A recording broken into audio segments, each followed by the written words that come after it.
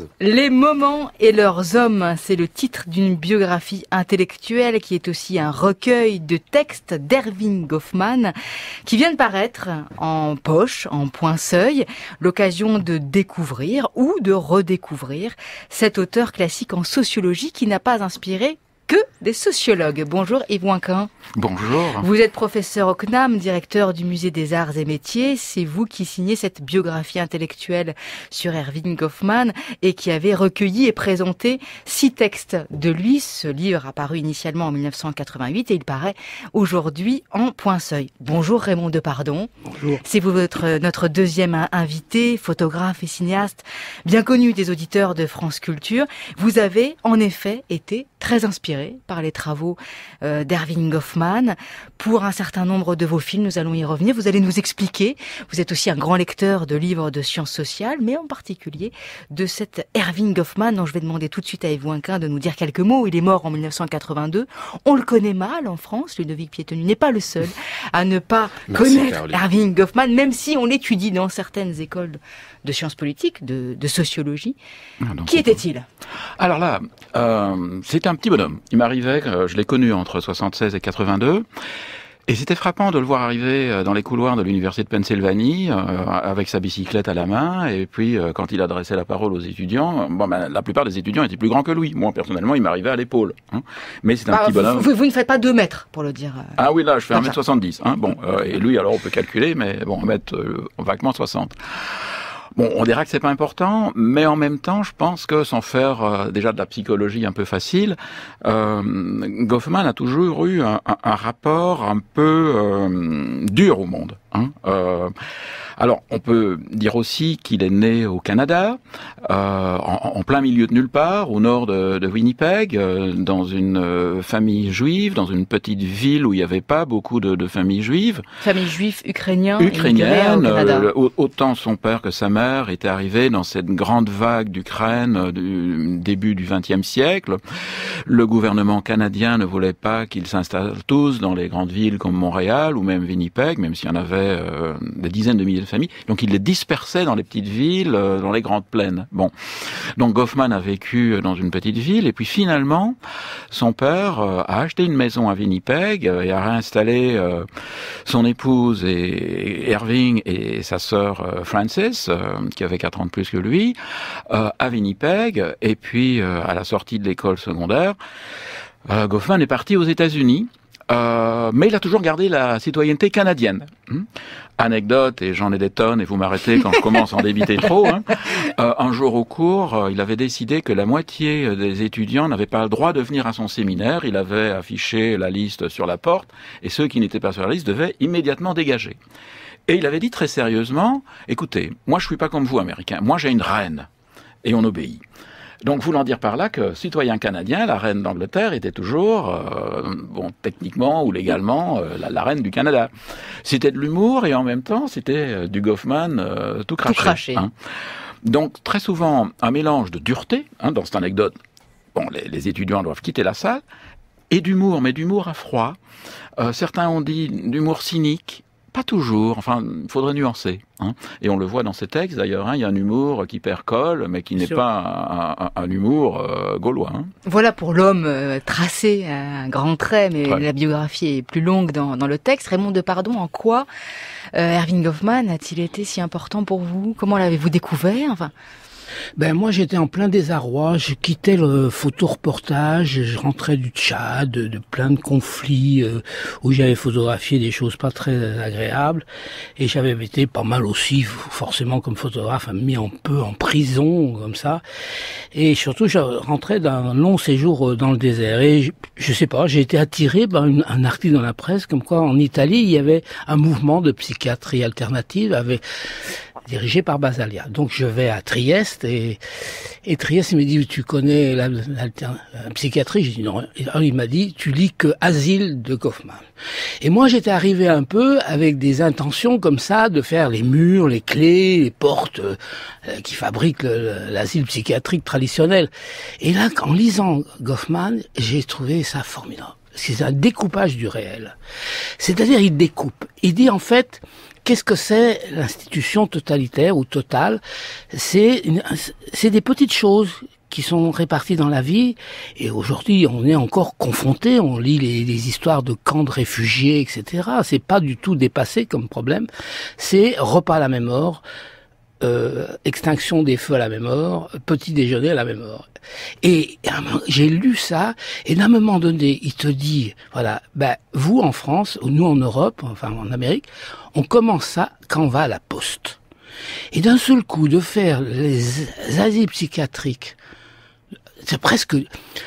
En fait, je fais un résumé un peu vieux. Auschwitz à la poste. Eh ben, le rapport, c'est Goffman. Donc voilà, pour vous répondre. Alors c'est un peu résumé comme ça. Ludovic. La poste, c'est la queue, c'est d'attendre. Et il dit, c'est le début de l'institution totale. Yves Ouinquin, Asile, paru en 1961, l'un des grands livres d'Erving Goffman, qu'il a publié après avoir passé 1 an dans un hôpital psychiatrique de Sainte-Élisabeth à Washington. 1 an en immersion, l'immersion ou l'observation participante étant la méthode de l'école de Chicago à laquelle il appartenait, école de sociologie, mais la méthode vraiment tout du long du travail d'Erving Goffman. C'est ça, c'est vraiment Asile qui montre comment Goffman travaillait sur le terrain, en immersion. Plus tard, il dira, si vous voulez faire de l'observation participante, vous devez vous entailler jusqu'à l'os. C'était une formule forte pour dire vous devez souffrir avec les gens, même si lui-même n'était pas un homme particulièrement empathique ou sympathique. Mais en 55-56, il avait promis au directeur de l'hôpital Sainte-Élisabeth qu'il ne dormirait pas avec les malades, c'était strictement interdit, mais il va s'organiser pour le faire.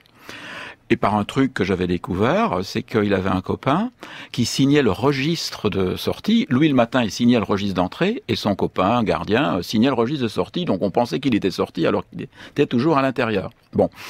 Il avait un rôle officiel de journée, il était l'assistant du directeur des sports. Mais pendant la nuit, il était juste avec les malades et dormait là. Il lui suffisait, au fond, d'enlever ses chaussures, de mettre son trousseau de clés dans un coin, et il était un malade parmi les malades. Et Raymond Depardon l'a dit magnifiquement. Qu'est-ce que je suis heureux de découvrir que vous êtes un fan de Goffman. Jusqu'à il y a une demi-heure, je ne le savais pas. Donc là maintenant, bon. Et c'est pas fini. Vous allez encore. Là, on repart. Asile n'est que le début. Et là, c'est exactement ça. C'est-à-dire que Goffman voulait vivre et décrire, et il le dit très bien, juste comme vous venez de commencer à le dire, la vie ordinaire. Et à un moment donné dans le bouquin, il décrit comment les détenus, les inmates, comme il les appelle, se reconstituent des vies régulières. Pour donner un exemple, ils sont au restaurant. Ils gardent un petit bol, qui était pas sans doute en plastique à l'époque, mais ils s'organisent pour le sortir du restaurant, puisque c'était un asile pavillonnaire. Donc le resto était dans un pavillon, vous deviez passer par le parc pour rentrer dans votre pavillon. Avec le bol, vous preniez un peu de terre dans le parc. Vous aviez gardé le noyau de la prune qui était votre dessert, vous crachez le noyau de la prune, vous l'enfouissez dans la terre de votre bol, et vous commencez à vous constituer un petit jardin sur le rebord de la fenêtre. Et Goffman décrit cela, et comment les détenus se refaisaient une vie ordinaire à partir d'éléments comme ça. Et il faut avoir vécu et observé, sinon avoir soi-même recraché des noyaux de prune pour comprendre ce qui se passe. Il faut remercier Pierre Bourdieu d'avoir traduit très vite ce livre. C'est sûr que grâce à sa collection. Il y a une autre chose aussi que je voudrais dire, qui est important, ici on est à la radio, c'est qu'il a beaucoup parlé du parler frais. Alors c'est quoi le parler frais ? C'est comme le lait frais, c'est-à-dire que le lait, au fur et à mesure que le temps passe, devient moins frais, voilà. Et ça a été un peu tous mes autres films, bien sûr, jusqu'à Façon de parler, qui est Les Habitants, parce que c'est en partant de l'idée le dernier, en partant de ça, c'est-à-dire qu'on s'aperçoit quand on est dans certains endroits où il y a beaucoup de, il se passe quelque chose, de la douleur, où les gens sont émus, il y a quelque chose qui se passe avec la parole, quoi. Et c'est vraiment lui qui l'a révélé un peu au public, tout ça. C'est l'éloge de cette parole inouïe que les gens jettent pour la première fois, et donc il a comparé ça avec un discours frais, parce que c'est effectivement la première fois que ça sort de là.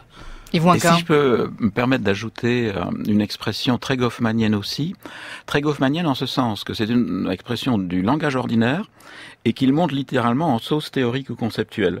C'est l'expression ressources sûres. Safe supplies. On la voit déjà apparaître dans sa thèse de doctorat qu'il défend en 53. Les ressources sûres, mais vous les montrez à l'œuvre dans votre dernier ouvrage. C'est une manière de se focaliser peut-être sur l'ordinaire. On commente un point, le temps, la bagnole qui passe, ou on peut même rien se dire. On peut regarder simplement la fumée de la cigarette qui monte. Mais c'est une ressource sûre, en ce sens que chacun se sent protégé par son engagement dans une activité commune. Et donc le silence n'est pas du tout agressif à l'égard de l'autre, on n'est pas en train de bouder l'autre, non, on est absorbé dans l'observation. Donc on n'a plus besoin de meubler les silences. Et donc tout peut faire ressource sûre. Mais quand vous y réfléchissez, les téléphones aujourd'hui sont nos premières ressources sûres. Et à l'époque, c'était dans le village qu'il a analysé, dans une île des Shetland, tricoter, regarder le feu dans l'âtre, la fumée de la cigarette. Mais donc, ce qui est étonnant, c'est que Goffman a offert un vocabulaire analytique très simple. On est passé dans un autre monde, dans un autre siècle, et pourtant, son vocabulaire analytique est toujours aussi actuel qu'il y a 50 ou 60 ans. Et pour vous, Raymond Depardon, ce qui vous inspire autant, vous plaît autant, si je comprends bien, c'est à la fois les sujets d'études, alors l'institution Asile qui a donné votre film San Clemente en 1980, que cette méthode particulière, cette façon d'observer, d'être... Oui, quand j'ai fait la France, avec grand format, c'est l'éloge du détail. C'est-à-dire que je me suis dit, tiens, il y a des gens qui habitent là. Bon, moi, j'aimerais pas habiter là au début. Ils n'ont pas beaucoup de chance d'habiter là. Mais après tout, ils sont sur le territoire français, ils sont là, ils habitent là, ils vivent là, ils vont travailler et tout. Et donc, d'un seul coup, il y a quelque chose qui fait que, moi j'ai pas fait d'études de sociologie, mais c'est vrai que Goffman amène quelque chose qui fait que cet éloge de la simplicité. Alors, c'est vrai que son grand livre, c'est sur les asiles psychiatriques, à une époque où ils étaient plus de 500 000 personnes à l'époque aux États-Unis dans les asiles, et à l'époque, effectivement, on pourrait dire, il n'y avait pas de chimie thérapeutique, que maintenant c'est totalement différent parce que après et donc c'est intéressant de voir. Moi je suis juste arrivé fin des années 70-80, c'était encore pas encore bon, il existait 2-3 médicaments comme le Valium, mais il n'y avait pas une grande chimie. Maintenant c'est autre chose. Maintenant on est rentré dans une autre prison, comme les psychiatres italiens que je connais, que je vois tout le temps, ils me disent Raymond, c'est une autre prison, c'est la prison chimique. Mais c'est vrai que c'est pour ça que Goffman est intéressant, c'est qu'en fait tous les jours on est confronté, parce que en fait quand je dis d'un seul coup je vois la liste des films que je pourrais faire, que je ferais jamais, par exemple un Carmel, un bateau, un lycée, une pension. Et d'un seul coup, il vous compare ça à la prison, à d'autres choses qu'on a un peu peur. Mais d'un seul coup, tout ça devient égalitaire.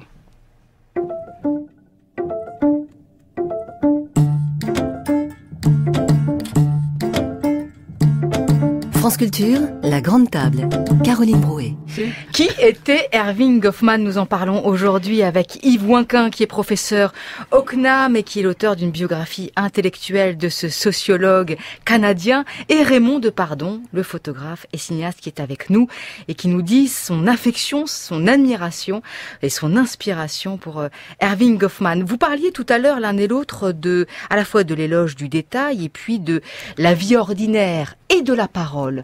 Or, la vie ordinaire et la parole, c'est presque le deuxième champ d'études à côté des institutions. Asile, 1961, la suite peut-être d'Asile, ça a été Stigmate, son livre de 1963 sur les usages sociaux des handicaps. Mais on connaît Erving Goffman par son analyse très fine des hommes en société, de la façon dont on se met en scène dans la vie de tous les jours, de la façon dont la vie moderne et la vie quotidienne peut être comparée à un théâtre. Yves Ouinquin. Ça, c'est le deuxième grand champ d'études avec son grand livre, La mise en scène de la vie quotidienne, 1959, paru en 2 tomes aux éditions de Minuit en 1973, La présentation de soi et les relations en public. Voilà. Alors, on va pas faire les pédants ici, mais il faut faire attention aux dates. En France, on a réuni les 2 volumes sous le titre général Mise en scène de la vie quotidienne, mais le premier tome date de 59 et le deuxième tome date de 73 en langue anglaise. Il a immédiatement été traduit en français. Donc, entre-temps, la pensée de Goffman, elle avait bougé, elle avait continué à vivre, et le fait de mettre les 2 livres sous le même titre a fait un rapprochement qui était peut-être un peu trop rapide, et notamment du côté de cette fameuse métaphore du théâtre. Goffman ne l'utilise que dans son premier livre, La présentation de soi dans la vie ordinaire, et il dit à la fin du bouquin, maintenant qu'on a monté l'échafaudage, on peut l'enlever, le mur est construit. Maintenant qu'on a utilisé la métaphore du théâtre pour se construire une théorie de la vie en société, on garde la théorie de la vie en société, mais on se débarrasse du théâtre. Il y a juste qu'en France, tout particulièrement en France, on a réduit un peu trop vite Goffman à cette métaphore du théâtre. Mais s'il n'avait fait que ça, il n'aurait pas été très original, je vais dire, depuis Shakespeare, sinon avant, tout le monde a dit que la vie était une scène. Et lui-même s'est inspiré d'un professeur qu'il avait eu, Kenneth Burke. Bien sûr, Kenneth Burke et d'autres. Bon, on va pas encore une fois faire, comment dirais-je, une généalogie intellectuelle ici trop rapidement. Mais ce que j'essaie toujours de rappeler, c'est que chez Goffman, il y a une question de base, c'est comment ça se fait, littéralement, qu'on se fout pas plus souvent sur la gueule. C'est-à-dire, pourquoi est-ce qu'on n'est pas plus dangereux? Comment se fait-il qu'il y a un ordre en société? Encore qu'aujourd'hui, on pourrait se demander, comment ne pas se taper dessus autour de la Bastille, mais peu importe. Je trouve que ça très symbolique d'ailleurs. Mais lui dit, il y a l'ordre social, et juste à côté, juste en dessous, il y a l'ordre de l'interaction. Mais l'ordre de l'interaction, c'est une espèce d'ordre social. C'est le maintien de la cohérence sociale au niveau ordinaire. Et toute infraction dans l'ordre de l'interaction se répercute, est une infraction dans l'ordre de la société. Ce qu'il appelle l'interaction, c'est vraiment souvent c'est l'interaction en face à face. Voilà. Si par exemple... C'est vous et moi en ce moment par exemple. Vous me parlez, vous attendez que je vous réponde. Et je laisse du blanc. Quelque part, je suis en train de vous dire, votre question est tellement idiote que je ne vais pas y répondre. Donc, interactionnellement, je suis en train, peut-être pas de vous injurier, mais pour Goffman, de commettre une infraction à l'ordre de l'interaction. Et je peux être sanctionné. Sanctionné par le fait que vous-même, peut-être, allez-vous rester silencieux. Ça ne se fait guère à l'antenne, mais bon, on peut imaginer une situation comme telle dans la vie ordinaire. Et nous allons peut-être, l'un et l'autre, nous retrouver embarrassés. L'embarras, pour Goffman, c'est une notion très importante, parce que c'est un des moyens que nous avons pour sanctionner l'autre s'il nous a injuriés ou insultés du côté de l'ordre de l'interaction. Donc, les insultes sont punies exactement comme du côté de la société, les insultes à l'ordre de la société peuvent être punies par une peine, une prison s'il le faut, et ainsi de suite. Donc pour Goffman, tous ces petits faits vrais n'étaient pas juste des petits faits mignons, ce qu'on n'a parfois pas toujours compris. C'était vraiment de la socio. Et c'était là que la société se passait au jour le jour. En d'autres termes, il n'y a pas de geste, il n'y a pas de regard, il n'y a pas de silence qui n'ait son importance. Tout compte. Et c'est ça que j'aime bien moi de rappeler. On pourrait reformuler tout ça dans un livre que j'aime beaucoup, presque plus que son premier, c'est Rites d'interaction. Les quelques articles où on retrouve notamment un article sur l'embarras qui est superbe.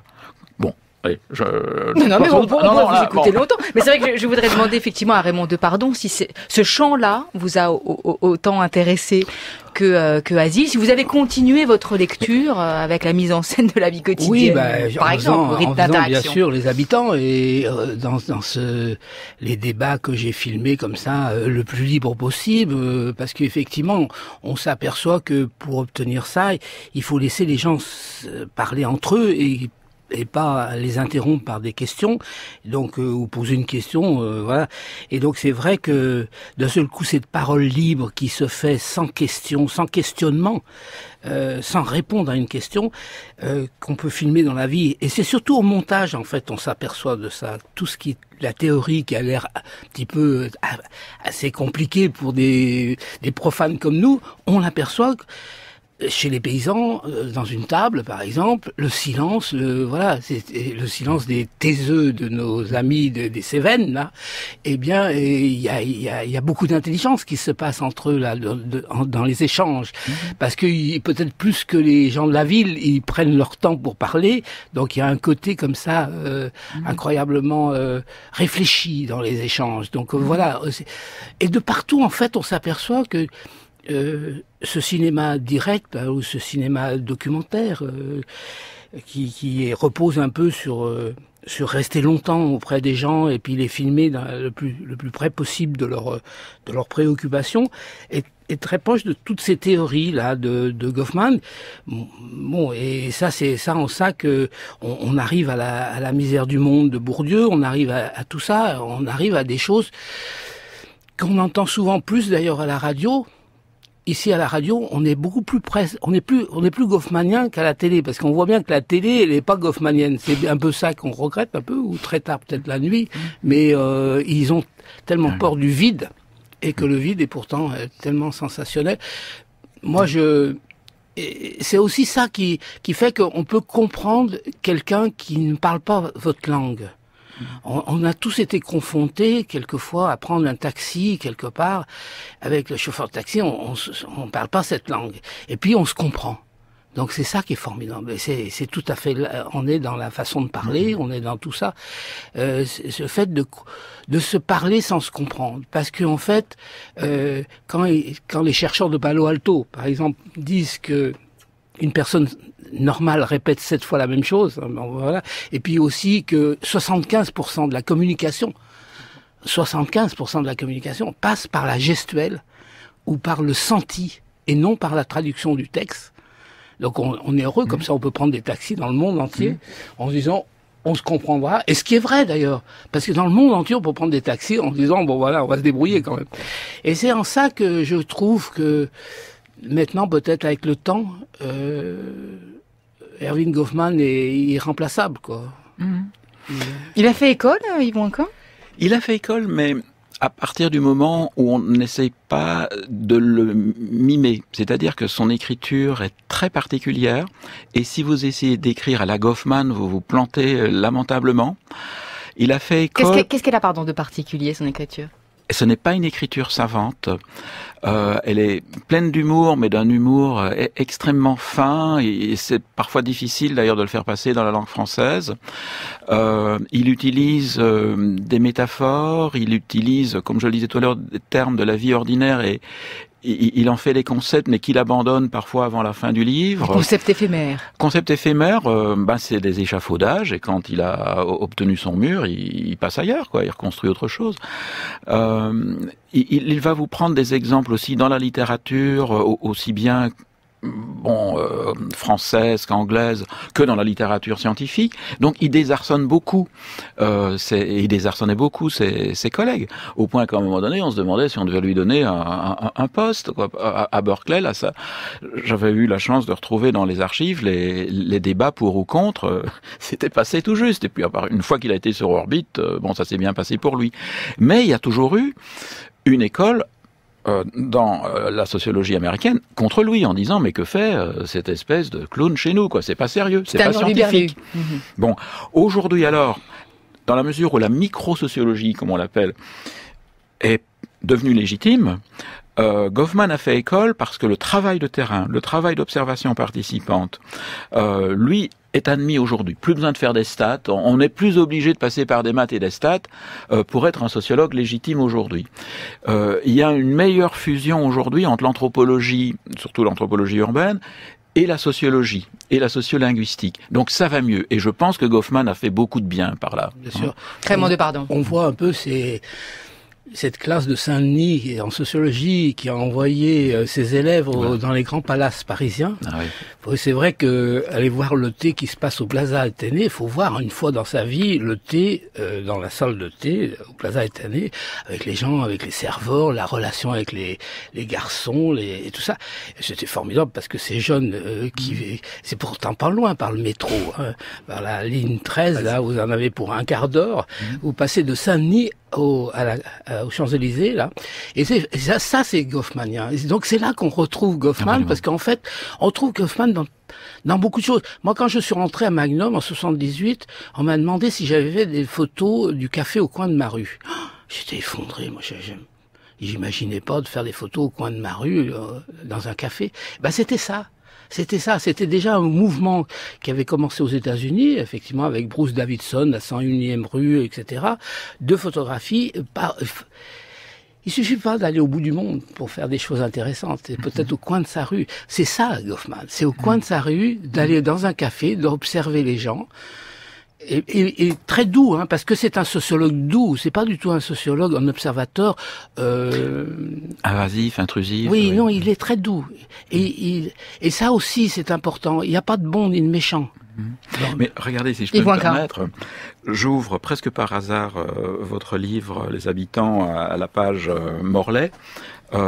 Et là s'exprime, je dirais, à la fois toute votre douceur. Hein, vous êtes plus goffmanien que je ne l'aurais jamais imaginé, mais maintenant je me dis, mais bon sang, c'est bien sûr. On voit ces jeunes assis sur les marges du cinéma. Et je me dis, mais Goffman aurait eu un plaisir fou, comme vous avez dû l'avoir, à décortiquer ce qui se passait là. C'est-à-dire qu'à la fois, il se passait tout et il se passait rien. Il se passait que les jeunes gens sont assis sur la gauche des marches. Les trois jeunes filles sont assises ensemble sur la marche supérieure. Elles laissent un espace pour d'autres qui pourraient venir s'agréger s'ils le veulent. Et je reprendrai volontiers un terme de Goffman, la déférence. Ils sont tous les uns vis-à-vis des autres dans une posture telle qu'ils ne s'agressent pas, ils sont chacun à leur place et ils s'expriment non-verbalement leur respect l'un à l'égard de l'autre. Et je dirais que l'ouverture que vous avez prise exprime aussi le respect que vous avez eu pour ces jeunes qui sont en train de papoter tranquillement, mais vous n'êtes pas du tout intrusif, vous vous êtes pas approché. Vous les avez laissés là dans le fond, entre eux. Donc je trouve que là, on retrouve exactement une des leçons de Goffman. C'est une sociologie de l'œil, mais vous l'avez très bien dit, c'est aussi une sociologie de la tenue et de la déférence, pour reprendre un de ces termes, un des articles aussi de rite d'interaction. Donc voilà comment on s'imprègne de Goffman. Hein. C'est plus par l'esprit, par l'attitude générale et par l'œil qu'on parvient à avoir.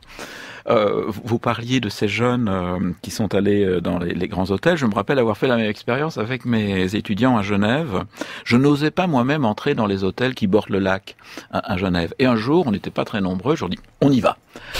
Mais il a fallu qu'on respire et qu'on entre. Hein. Et puis on se disait, on entrait dans le hall, ah bon, on est entré.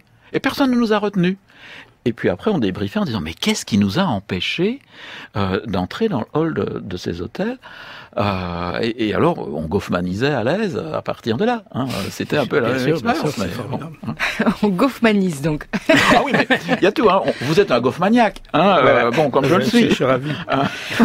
Mais alors, vous êtes finalement assez peu nombreux, tous les deux d'ailleurs, à être des goffmaniaques et à goffmaniser Yves Ouinquin, parce que il y a très peu de livres sur Erving Goffman en France. Peu d'études, peu de travaux intellectuels, peu d'héritiers sociologues. On pense à Robert Castel peut-être. Sandra Laugier travaille beaucoup en sociologue. Hein. Je ne sais pas s'il y a d'autres cinéastes ou photographes que vous. Michel Lussot, par exemple. Lussot, effectivement, aime beaucoup Goffman. Il y a eu Isaac Joseph. C'est Isaac Joseph qui a été un des premiers en France à faire connaître Goffman, à l'inviter à Lyon en 82, l'année de sa mort. Mais vous avez raison par rapport à l'importance de Goffman. Il pourrait y avoir plus. Comment l'expliquer? Parce qu'il était hurluberlu aux États-Unis, il l'est aussi en France? Non, pas du tout. Il a été tout de suite respecté en France. Il a tout de suite été adoubé par Bourdieu, ce qu'on n'aurait peut-être pas immédiatement attendu de Bourdieu, mais il se respectait à la fois sur le plan théorique et sur le plan personnel énormément. Robert Castel, vous l'avez cité, c'est lui qui a mis asile dans les mains de Bourdieu. Enfin, c'est ce que Castel m'avait un jour raconté. Donc, personne n'est aujourd'hui vraiment, franchement, contre Goffman. On pourrait dire aussi que Nathalie Henich a fait un travail pour, notamment, faire connaître un des livres les plus difficiles de Sociologue Goffman. de l'art. parce qu'elle est sociologue de l'art et qu'elle était très intéressée par un livre qui s'appelle en français Les cadres de l'expérience, qu'on a étrangement, enfin peut-être pas si étrangement, très peu lu. 600 et quelques pages, ça explique peut-être pourquoi. Paru en anglais en 1974 et traduit, Oui, je parle sous seulement. votre contrôle, en 91. Oui, voilà. Alors, je me souviens bien que la première fois que je vais chez Goffman, sur la recommandation de Bourdieu, on est en 76, une des toutes premières questions de Goffman est de dire « Et alors, la traduction de Frame Analysis, où en est-elle ?» Donc, c'était le livre auquel il tenait énormément. Pour lui, C'était quoi ce livre ? Son chef-d'œuvre. C'est un livre où il essaye de se dire « Mais quels sont les éléments dont nous avons besoin pour nous dire qu'une situation est réelle, parce qu'elle sera réelle dans ses conséquences. » Donc, il va plutôt essayer de travailler sur les situations elles-mêmes. Certains vont dire que c'est une espèce de phénoménologie, alors je ne vais pas entrer dans les débats philosophiques ou machin. En tout cas, il essaye de se renouveler complètement, d'inventer un nouveau vocabulaire analytique. Plus proche du cinéma. Plus proche du cinéma, absolument. Et il faut savoir qu'il avait reçu sans doute une formation de cinéaste documentaire. En tout cas, ça a toujours été l'hypothèse que mon patron, Ray Birdwhistell, à l'Université de Pennsylvanie, m'avait suggéré, disant que Goffman est un documentariste par les mots. Et qu'il filme avec des mots. Vous voyez, Raymond Depardon, Hein, ça ne s'invente pas. Birdwhistell disait, mais n'oubliez pas qu'il a été en 44 au National Film Board, l'Office canadien du film, et qu'il a reçu une formation documentaire. Alors j'ai interrogé toutes les personnes, notamment Adamson, qui avait été son compagnon de chambrée au National Film Board, pour dire, mais êtes-vous sûr qu'il a vraiment reçu cette formation ? Personne n'a jamais su vraiment me le dire, mais on ne peut pas exclure que la matrice formatrice d'habitude, la matrice intellectuelle de Goffman, c'est une matrice de cinéma. Donc ça vous rejoint complètement. Et on peut dire qu'il boucle la boucle avec un livre qui s'appelle quand même cadrage. Frame, ça veut dire quand même cadre, hein, cadre l'expérience. Et il essaie de dire, qu'est-ce qu'un cadre ? Qu'est-ce qui fait que on fait une bordure ? Là, c'est le réel. Et en dehors, là, c'est pas vraiment la réalité. Alors là, c'est de l'autre côté de la ville, vous montrez toute la régie, oui, voilà. et tous ceux qui vous écoutent Donc, en buvant vos paroles. La réalité radiophonique, c'est ce qui se passe à l'antenne, dont on peut, encore une fois, goffmaniser la situation. Hein. Et là-bas, en régie, on est hors champ. Mais supposons Mais c'est que... pas moins réel. Si, parce que là, pour l'auditeur, la réalité, c'est pas la régie, c'est nous, c'est ce qu'il entend. Mais supposons que quelqu'un à la régie, puisqu'on devient long, ne vous le dise pas au micro, mais vient de taper sur la vitre, ce sera ce que Goffman aurait appelé une rupture de cadre. Et on est parti alors dans une analyse, une frame analyse, une cadre analyse de la réalité selon Goffman. Ce que je veux dire par là, c'est que il y aurait de très belles études à faire, et je le dis là pour les étudiants qui voudraient se trouver un cadre analytique original pour leur thèse, parce qu'on a fait très peu de thèses dans cette perspective-là, et elle est extrêmement riche, et pourtant peu employée objectivement, tant aux États-Unis d'ailleurs, que je sache, qu'en France. Raymond Depardon. On pense à Kerouac aussi. Je ne sais pas pourquoi, en lisant votre livre, j'ai pensé à Kerouac. J'avais jamais fait les deux Canadiens aux États-Unis, à peu près le même âge, quelque part. L'un complètement, bien sûr, mais elle n'a pas à voir avec des points en commun. Quelque part. Il doit y avoir, hein, on pourrait... Sur la route. Écoutez, c'est très curieux, l'autre jour, je vais voir l'exposition Velvet Underground. Et je me dis, mais comment ça se fait que j'ai pas plus étudié ce mouvement qui préfigure les beatniks, Ginsberg n'est pas loin. Donc, il y a encore de quoi faire pour les Goffmanologues. Hein. Oui, on n'a pas fini. Et on reste dans ce territoire-là avec la musique de fin que vous avez choisie. Short People, Randy Newman, un mot avant de l'entendre, Ivanka. Écoutez, c'est Gillian Sankoff, donc la veuve de Goffman, qui m'a dit que son mari adorait cette chanson. De Randy Newman. De Randy Newman. N'écrasez pas les gens de petite taille. Avec tout l'humour de Goffman, d'une certaine manière.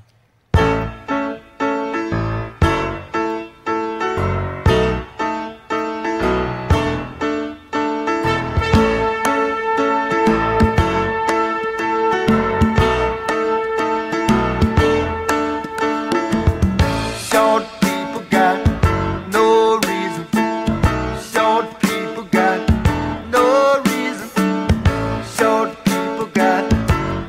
reason to live.